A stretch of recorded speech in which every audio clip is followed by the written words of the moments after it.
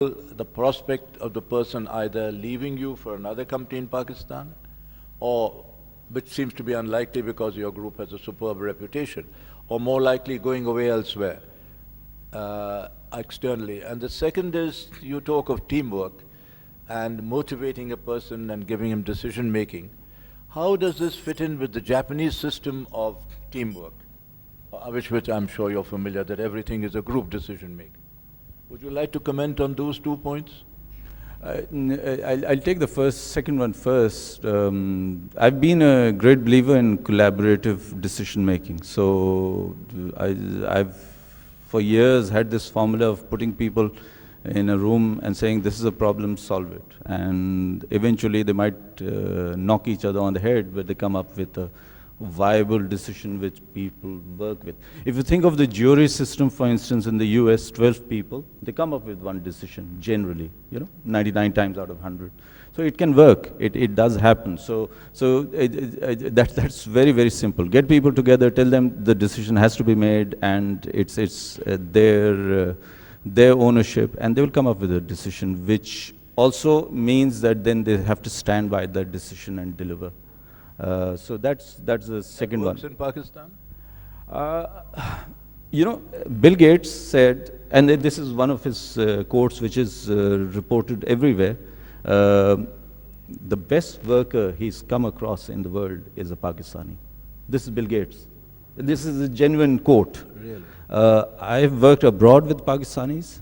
They work wonderfully. Bring them here to Pakistan and something goes wrong in the system. So I think if you nurture the right atmosphere, they will work together. That's my own belief. To date, You're probably right. When Pakistanis go abroad, and banking industry is one, which is a financial services, superb example. But why is it that they are constrained, thwarted from liberally doing what they want to do in Pakistan?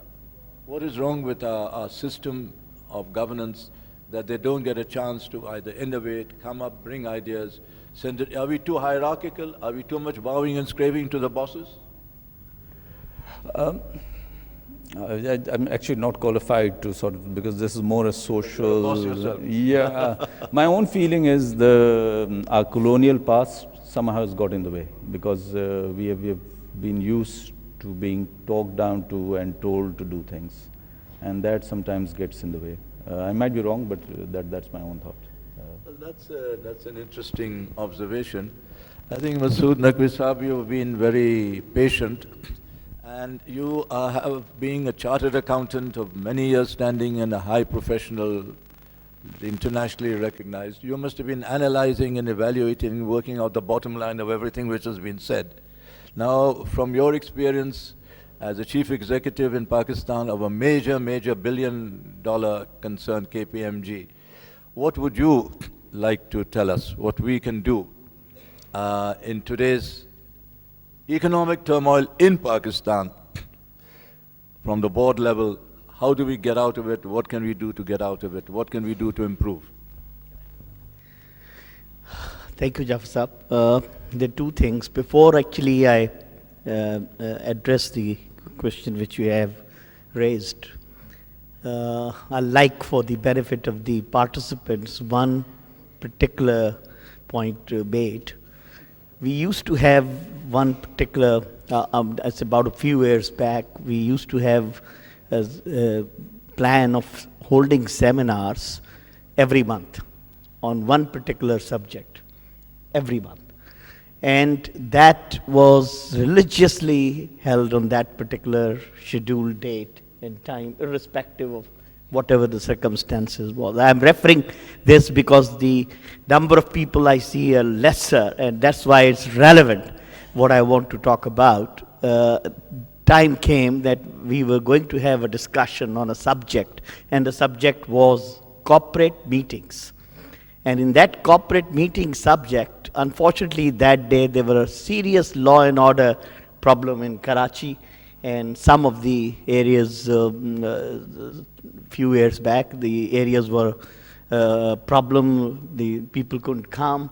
So there were about 6 participants, generally used to be 35 to 40, and which is a good interactive seminar session. We had only 6 participants. And the organizers were worried that whether we should continue or we should not. Finally decided to go ahead. And I tell you, the seminar which I enjoyed the most, and I found the most productive, was that particular seminar where there were 6 participants, and that discussion on corporate meeting continued for 2 hours rather than an hour and a half, which was the scheduled time, because everybody took participative interest. So the number of people sitting around actually shows their patience and interest in the subject we are talking about, that's corporate governance. In terms of the turmoil situation and the subject which you initiated and started raising, that when we have a problem of crisis and we're going into a situation, how to mobilize the boards to handle this particular situation and move forward with that. One basic issue is being raised all over the world, and I think very relevant, that despite all what we have done, various reports issued by various panels all over the world, we have had basically strengthening of the corporate governance regime all over. The standard setting process was far more robust. But even after all that, we have seen these severe crisis situations of companies going into actions, basically, which were never thought of by those type of companies, which were rated very high on the corporate governance scale. Like Enron, the company Enron was rated very highly just 1 year before that company went bust. Just 1 year before that, it happened. And it has happened with 6 or 7 similar examples. What went wrong? What is wrong is basically the corporate governance per se is not right thing to move, or there was something different. And I think it was very relevant in the context of Pakistan now, because when we started the discussions on the corporate governance, I think there were apprehensions and there were concerns shown by the people that whatever we're trying to do, whether we'll be able to achieve some results or not. And as an observer and a very, very active participant in the process of reviewing the process of compliance over a period of time, I think it has been far more than what we expected when we finally came up with the draft, which was given the form of regulations as Code of Corporate Governance. It was far more than what we initially envisaged. And the basically reason is, one, it is always good to set up a vision. It is always good to set up a mission. You have a value statement which is given, and all that beautifully placed all over your offices and factories and premises.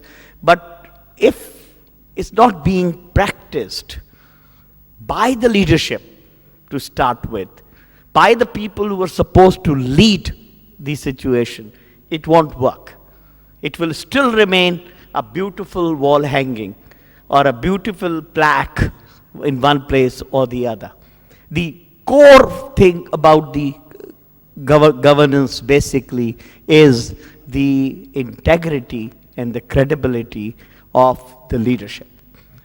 Then comes the point which Dr. Saab has raised, and that's transparency in terms of all the decision-making process and actions which are taken there. Now, in the turmoil situation and the crisis situation, I find Pakistan has an excellent opportunity now. And that opportunity is that by now a lot of people used to come up and say, well, what's this nonsense? We have been board members for 20 years. We have been sitting on a number of boards. And now you're saying, come forward and attend these Pakistan Institute of Corporate Governance training